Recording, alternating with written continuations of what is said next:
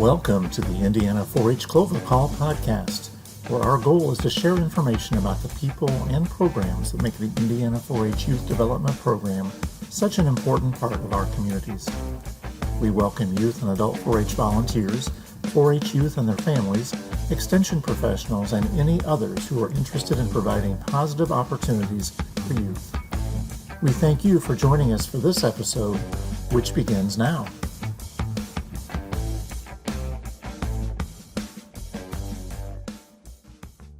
Hello, Clover Call listeners. My name is Ashley Scheffelbarger.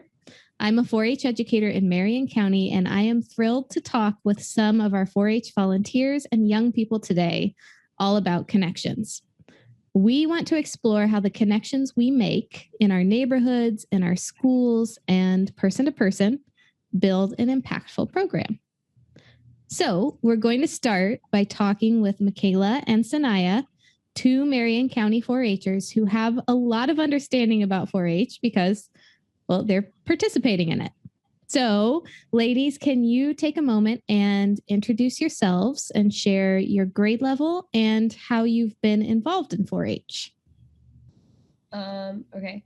Hi, I'm Michaela. I am in 11th grade, and I have been participating in 4-H for 9 years, and I've competed in a number of categories such as sewing, creative writing, change makers, and lots of things, honestly. Love it. Hi, I'm Sanaya. I'm also in the 11th grade. I've never actually submitted a project to the fair before, but through working at the county level, I've mainly focused on civic engagement and promoting racial equity within 4-H. And through that, I've got to speak a lot nationally and statewide. Awesome. So we have two young people with different experiences in 4-H, both as impactful as the other, which is pretty amazing. And I think you guys will have a lot to be able to share about the connections that you've made and how that has built your experience in 4-H. So let's go ahead and start our conversation. I'm sure that both of you have built lots of different connections in your life, right? With friends and family members and just your community. And who we connect with and how we connect with them shapes our worldview. So let's just start with the question, how do you define connection in 4-H, and why do you think that connection is important? I would define connections as something that we all we feel it together and we understand it together.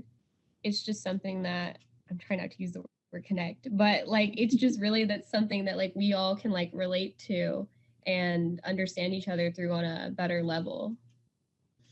Yeah, totally. I think it's part of being part of a trustworthy community. That's what it sounds like you're getting at. You all feel like you're safe and in a place where you can connect. Yeah. I would define connection as a relationship you can rely on. Ooh, I like that too. I like the word rely because that means that you do have to trust that person, right? And the other person has to trust you. That's a big part of connection. Mm-hmm. So kind of thinking about that, I think too that with you guys being in 11th grade, both of you are in 11th grade, right? Yeah. So you've got your whole life ahead of you. And one of the best parts of being your age is thinking about your purpose in life. And I think what it is that you want to do in the future and how you want to spend your time and how you want to make a difference. The connections that you build right now are all very important parts of finding your purpose. And I think that the experiences that you have now tell what your purpose might be, or maybe tell what your purpose isn't, good or bad. So can you tell us about some of the people or programs or activities or experiences that you've had in 4-H that have helped you to think about your purpose? I feel like there's a lot of parts of 4-H that I'm really grateful for because it's made me realize who I am as a person and stuff. Because I've learned through doing like countless programs and stuff that I just really love to help people in any way that I can. And with that, with a tons of different skills and stuff. By going to camp through all these years and being a junior leader and once being a camper and looking up to those counselors and then wanting one day I want to be one of those counselors that those campers look up to. And so I think that's helped me a lot with like leadership and just understanding other different people and stuff. I think I've made a lot of like personal connections through 4-H. I have had friends all the way since I first started 4-H all the way up until now. I make new friends all the time at 4-H. I think they're all very loving people, and that we having something like 4-H to connect us all, we just feel very trustworthy, as we said, of everybody, and we know that they'll accept us for who we are. I like that a lot. And I think, yeah, that reminds me that like in 4-H, you're going to have new experiences, whether it's like projects that you do or activities that you participate in. And that can be scary or nerve-wracking at times, I guess. But to have people around you who you trust and who you're connected with makes that experience more impactful. And like it makes you feel like you can actually do it. Mm-hmm. I feel like a 4-H program that I've really participated in that has like helped me learn my purpose has been Teen Teachers, which is like a summer youth job program, like where you go around the state and you teach different youth at like summer camps and recreational centers, and there's a different curriculum that you follow each year. And for a few years we taught computer science, and that just really helped me find out that like I really love computer science and STEM and just all of that, and also that I love speaking and I love talking and getting to see youth of color really participate in the program and have fun learning. So that really has helped me find out what I want to do and guided me as a high school student trying to figure out what I want to do in my life. Everything that I do, I feel like has connections throughout 4-H. I speak a lot at like, since we've been in a pandemic, I don't speak in person, but I've joined a lot of Zoom events and things where I speak professionally, and I've been keynote speakers really just talking about race. And there's always like one person in the audience who's like kind of important, and they listen and then they invite me somewhere else. And then like it's the little connections like those that have really been defining my 4-H experience. Yes. Oh my gosh. That's so huge. And you're so right. I think that at least when I was your age, I didn't think a lot about networking. I hate that word networking, but it's important to bring up. Like the people that you know now are the people that help you get where you're going in the future in a lot of ways. And so like, at least for me, I think about my career here in Indianapolis. I wouldn't be where I am today unless I knew the people that I knew 10 years ago. And they've helped me find new positions. It really is a lot about the people you know. And Sanaya, I also love that you brought up the fact that you like to see and need to see youth of color represented in 4-H. And as a teen teacher, what you are doing is providing someone who looks like young people that you're working with to be a caring adult mentor. And that's how we get people involved in 4-H who haven't been involved in the past. We need to have people who look like us and who have had experiences like we've had to help build those connections. That's huge. That's awesome. I do. I think that's amazing that you are able to do that. And I feel a connection to you right now because I also love computer science and just found that out very recently. That's amazing. Look at us building connections as we go. So that there's a quote from Dr. Brene Brown, who you guys should look up if you don't know who she is, but she defines connection, which I just love how she defines it, as the energy that exists between people when they feel seen, heard, and valued, where they can give and receive without judgment, and when they derive sustenance and strength from the relationship. Oh, and I just think that's the most beautiful thing. And I think as a 4-H educator, I think a lot about how people are feeling seen, heard, and valued in 4-H, and just how meaningful an experience can be if there is a connection. So, can you guys tell me about a time when you felt seen, heard, and valued in 4-H? Well, I used to, there's an educator that I used to be very connected with, but she works at the state level now, and her name is Ms. Ziamara. Yeah. Yeah. And she really has been like a big, important key factor of like everything I've done and really just exposed me to a lot of opportunities. And at the beginning of like me, when I started at like the county level and state level, and I would participate in small programs and events, she would ask me afterwards, she would be like, how did you feel? Like, how did you feel comfortable? She's like, I recognized that you were the only person of color there. Like, how do you feel? Like, what did you take from this? Like, what needs to happen? And at first I'd be like, oh, everything was totally fine. Like, I feel fine. And she would take the time to really like see and recognize me. And she'd be like, no, like, I understand. Please tell me 100% how you feel. And we'll see where we can go from that and like how we can change things. And just tell me what you take away from this. So I really feel like a lot of the time she made me feel seen and recognized and heard within the program.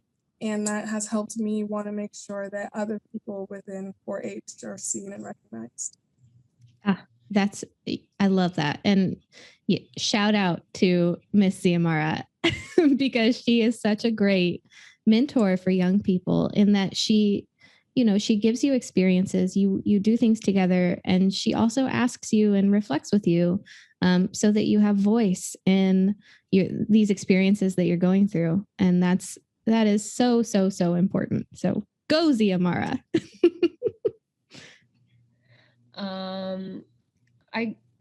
I guess a way that 4-H has always made me feel heard is just by how kind and wonderful all the volunteers and adults are that really help out with the program. I mean, I thank them so much every single day for like what they do for all of us and stuff.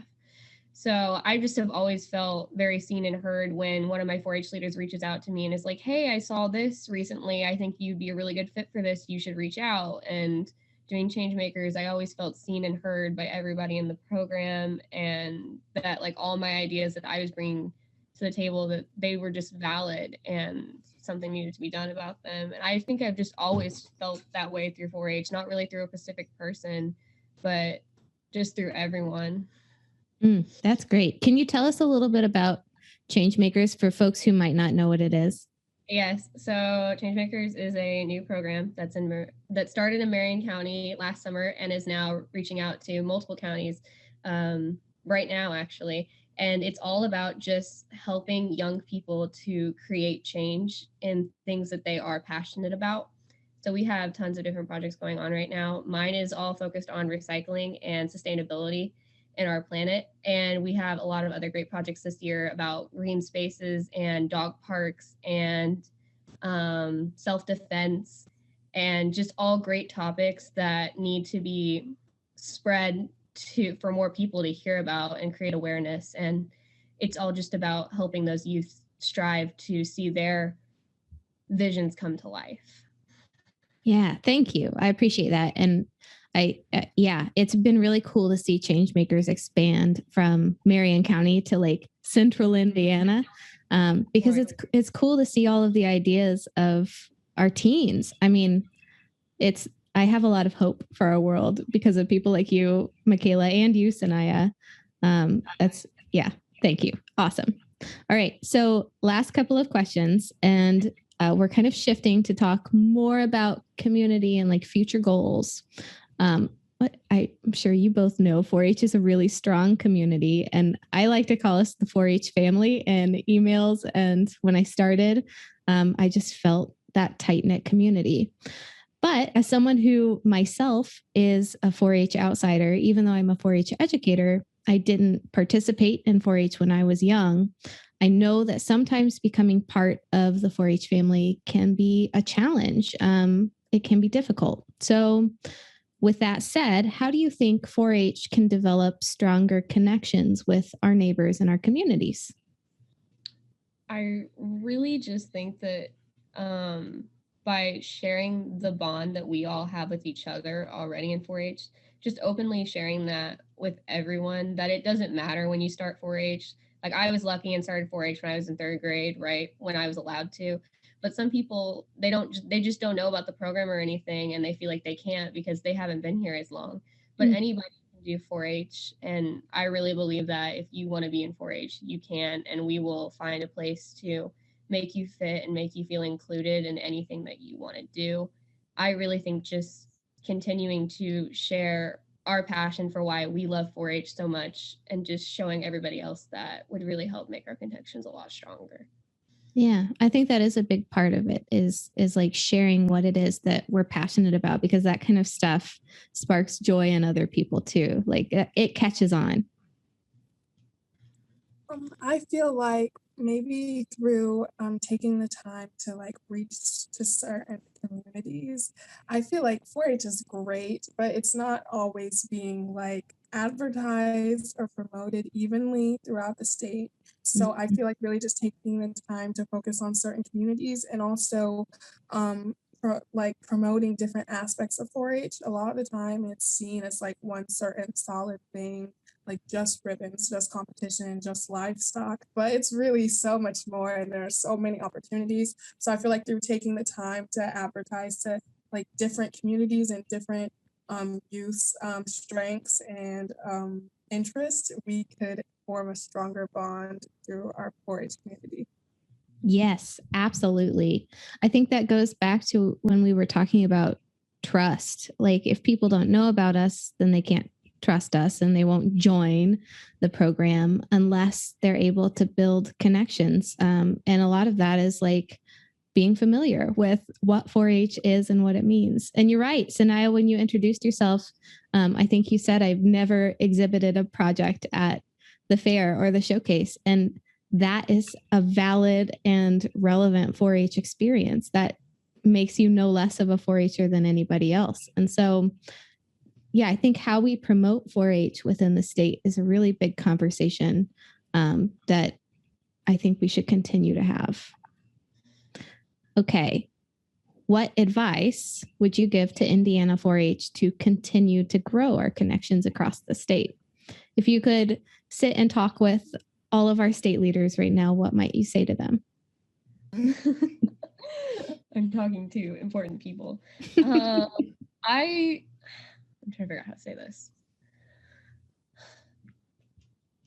I feel like I wish there was just a way for, because Indiana is such a wide, like, we're not California, but we are still like a pretty like good amount of space in Indiana. So there are just different programs like everywhere, and I just feel like that I wish there was a way for us all to like be together in a sense more, just to show that we have all those connections all throughout the state and that we want to continue to grow them to the places where they aren't necessarily.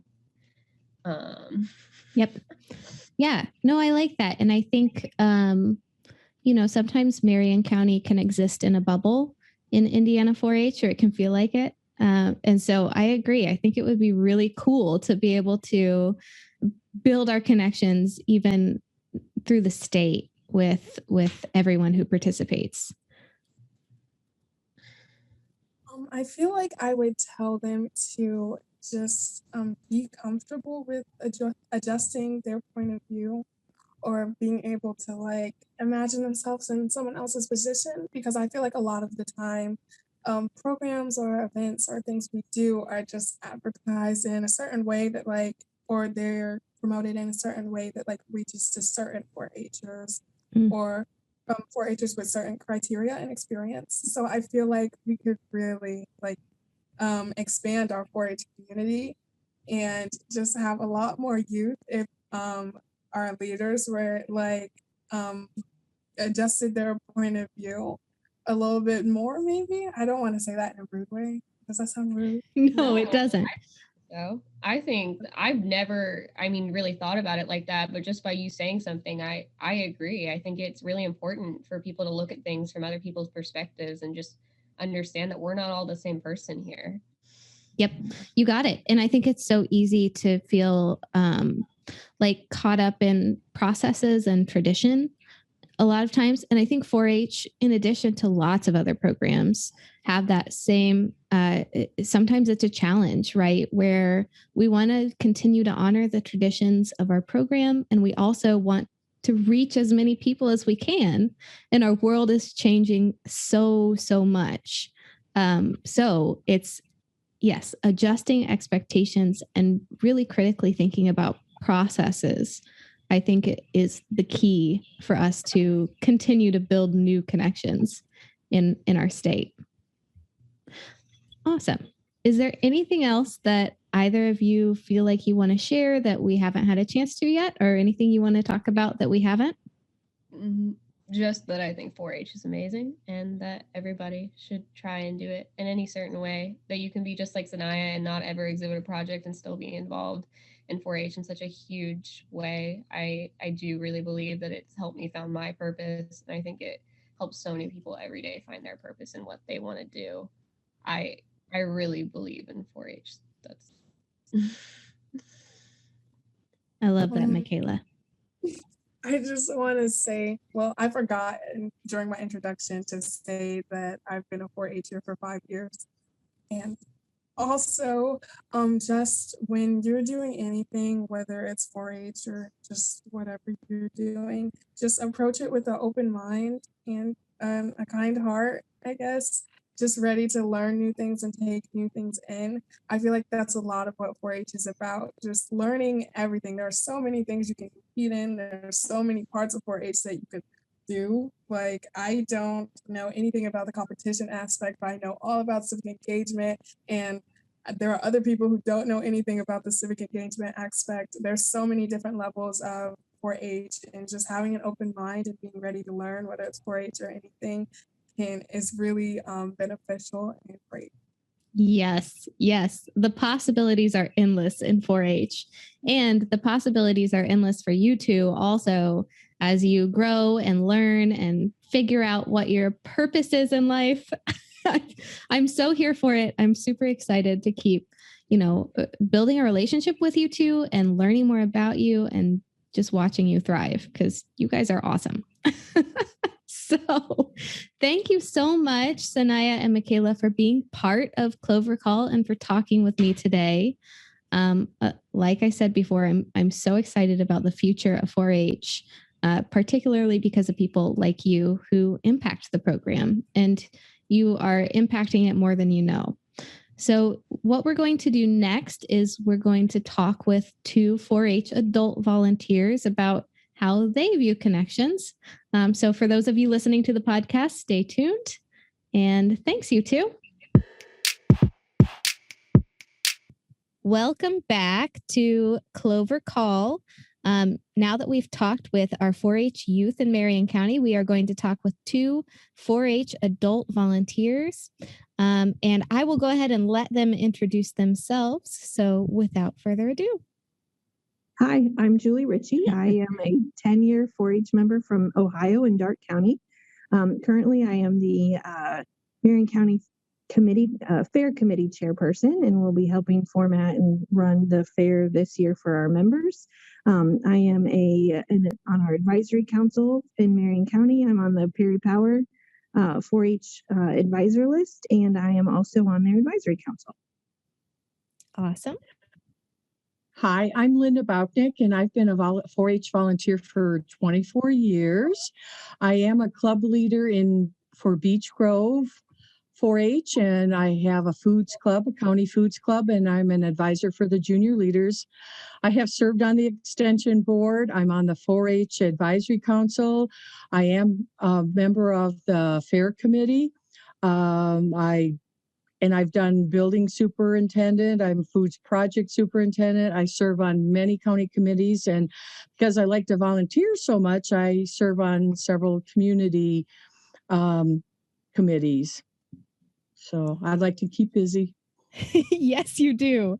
We have 2 very prolific 4-H volunteers with us, which is fantastic. So you guys know that we're talking about connection today, and how connection is important for building a great 4-H program. So let's start out with just a simple question, which is, how do you define connection in 4-H, and why do you think it's important? Oh, Julie, are you going first again? I can, it's fine.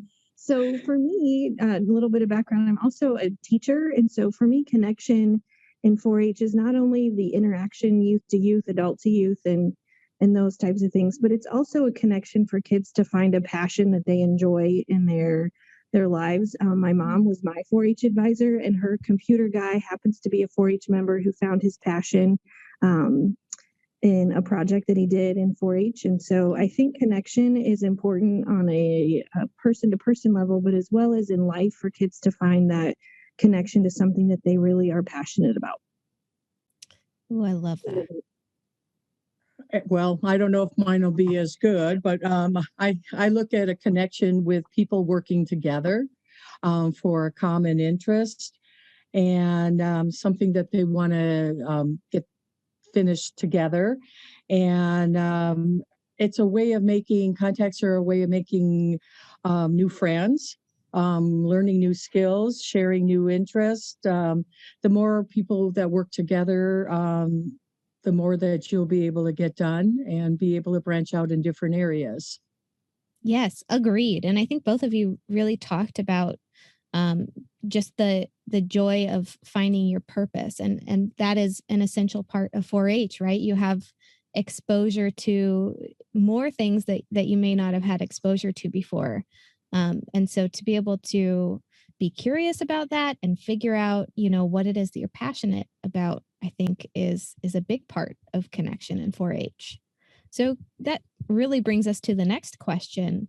We talked with our teen 4-Hers about how they are finding their purpose in 4-H, or how it's helping them.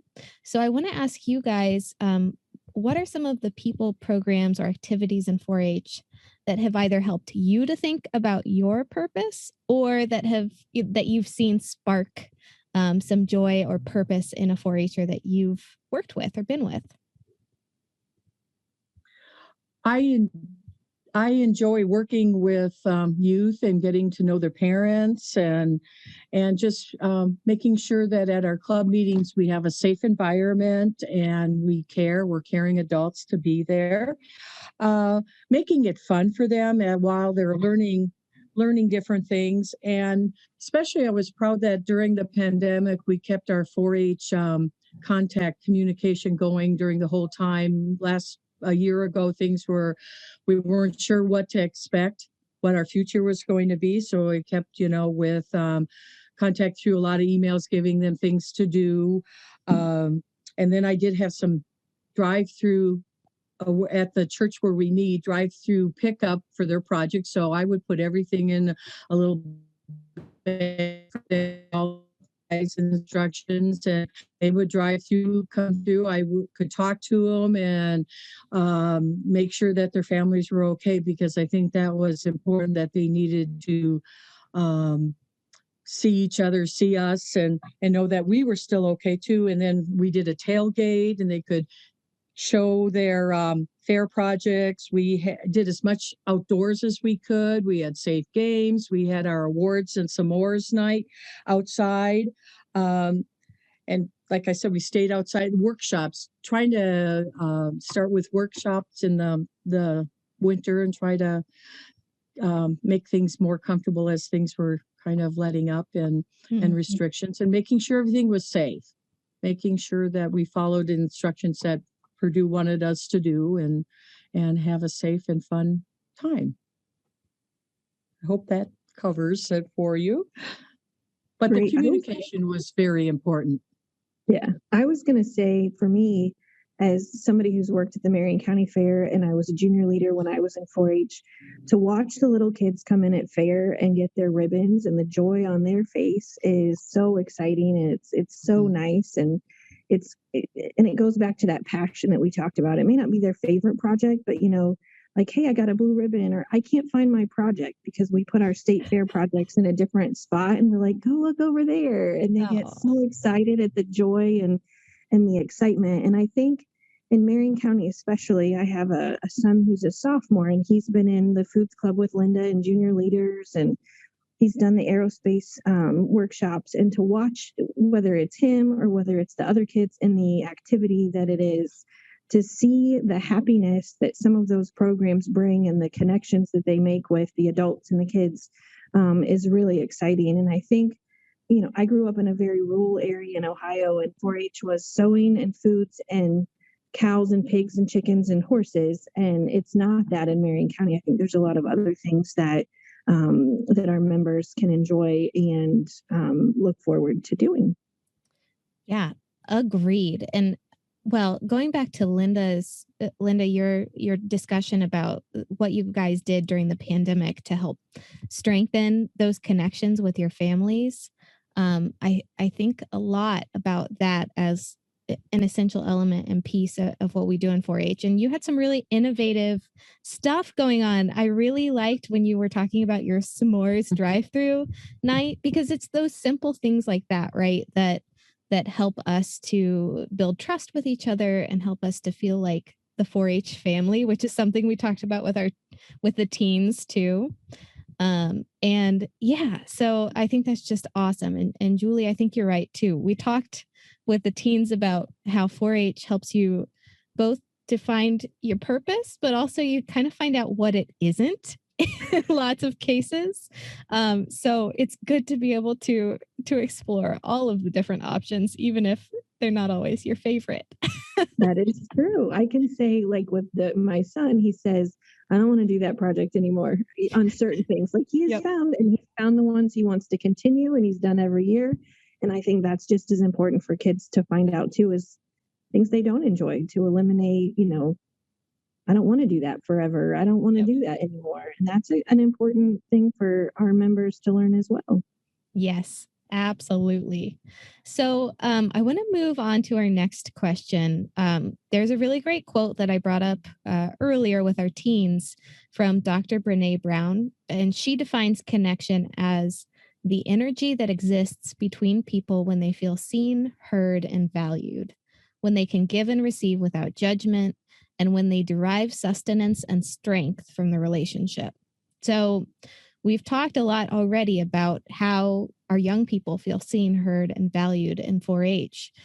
Can you, as adults, tell me a time when you felt seen, heard, and valued in our program? Linda, do you want to go?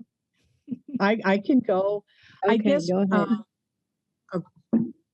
I've been around for a while, and I've seen, things change and educators come and go. But I enjoy being if I'm at a meeting and I'm asked opinion and or an idea, I share that, and it's and they like, and it's liked, and or asking for my advice, or how did you do that? And that means that, my opinion matters. So I really enjoy that. Or asking to participate in something. And then one thing that I thought, I was nominated by one of our peer leaders for an award that was given at the 4-H Leadership Summit, and that was for outstanding club leader programming. And I couldn't believe I didn't think anybody paid attention, so I thought that was pretty neat. That meant a lot, and I could share at that event some of what I do with the clubs, and that, especially the foods club, is a lot of fun to work with. Yeah, and that brings up a good point, Linda, that I feel like volunteers are, you guys do a lot of the background work. So sometimes it can just feel nice to feel like, oh, what I'm doing is people are seeing it and they're recognizing it and acknowledging it. And that's nice. It's fun to get those awards. And I think sometimes, though, it's the simple, at our last month's 4-H meeting, we had decided that we were going to pick 3 projects, since we weren't doing a project of the year to really focus on in our meetings. One of them was aerospace, and we didn't have any junior leader members who were as comfortable with the rocket project to do. So I went ahead and did it. And I just did it as a mom of somebody that's done rockets and realized it's not my thing.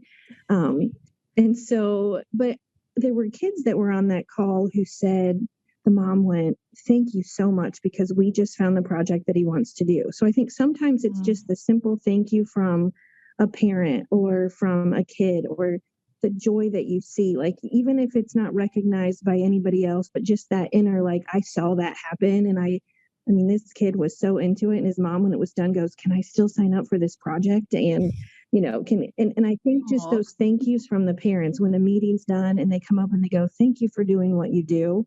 It's nice to get the big accolades, but sometimes just knowing that there are people that see what you're doing, even if they don't always say it, but just that every so often, "Hey, thanks for doing what you do." Um, Nothing big. It doesn't always have to be the big things. It's the little things, the happiness on the kid's face when they finish an in club project.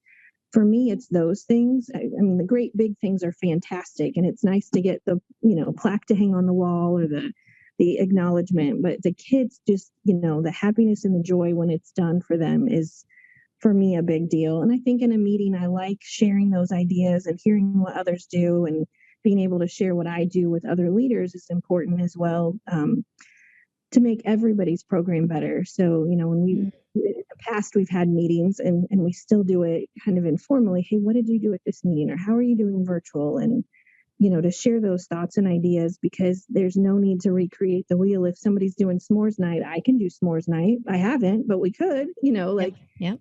and I think that's just a good way to be acknowledged, to share with others, to say, "Hey, this is what we did, and I'm really proud of it," I think is a big deal as well. Yeah, I agree. I really like that. And it made me think a little bit about, like, as a 4-H educator, um, recently we did a program at an elementary school, and we had like 60, kids that we were working with. And we hadn't seen them in a few months, but we did the head, hands, heart, health with them. Mm-hmm. And even a few months later, I knew that we had made an impact with them, because they all remembered head, hand, Yep. hearts, and health. And I was just amazed at that. So you're right. Sometimes it is just the little moments that you can see someone's passion, or you can see their joy. Yeah. Gives you a warm fuzzies inside. And I think as leaders, sometimes we forget to think about those things. We think about we're behind the scenes doing that, and you don't think about the joy that, I made some kid's day by just saying, "Please make a paper airplane," and, like, look at this. And, it's the little things that you have to keep reminding yourself that, hey, that's why I do this. So, Yeah, May absolutely. I, could I share another point, if that's all right? Totally. Last night, our foods club had our foods challenge, and was trying to gather out how many were going to be there. And one mom contacted me and said that her daughter couldn't be there, and it was like her last year. She's a senior, and she had participated in everything. And I would have never guessed that. Her mom said that she had learned a lot and had fun and just enjoyed being there, and was going to be sad to miss. And that meant a lot, because I would have never guessed that, or to hear that there were a couple that had changed their schedules because they wanted to be at this event. So that made me feel good, because they enjoyed being there and that it was fun. So yeah. And that shows that you have built very strong connections, even if you don't always realize it, with your young people and your families. So that's huge. All right. So last couple of questions, and these are about community. So we've talked a little bit about our specific 4-H program in Marion County. Thinking about 4-H in our county, how do you think that we can develop stronger connections with our neighbors and communities down the road?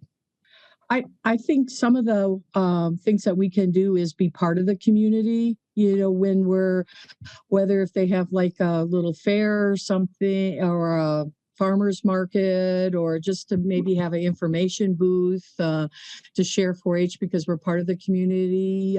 Kind of go that everywhere. If it's in a library, just, talk about it, because word of mouth really spreads good things around. If they're having fun, then they're going to tell their friends that they're having fun coming. But just getting the word out there, no matter how small the event, because sometimes you think, oh, I don't know if I have time to do that. And if you take the time to go and make a presence, and somebody will remember that you were there. Yep. I like that. And that really speaks to the person to person kind of connection that can be extremely important, especially for some of our like smaller neighborhood communities. I think Indianapolis is interesting because we do kind of exist in little pocket neighborhoods. So I agree, Linda. I think the person to person interaction is really big.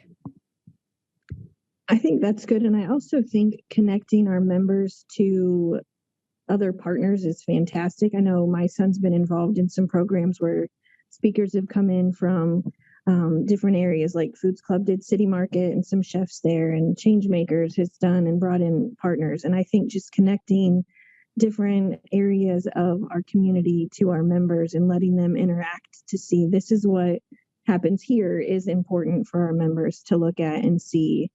So finding ways to just connect businesses to either individual clubs or the county is a fantastic way for not only 4-H to be seen in the community, but for the community to give back to youth and individuals as well. I love that. And that really takes us to our last question, which is some of our state specialists will be listening to this podcast and some folks who represent state 4-H. So thinking beyond our county, what advice or thoughts do you have about how we grow our connections as 4-H across the state? I think it would be really cool. I'm not, do you want to go ahead, Linda? You can go ahead. Okay.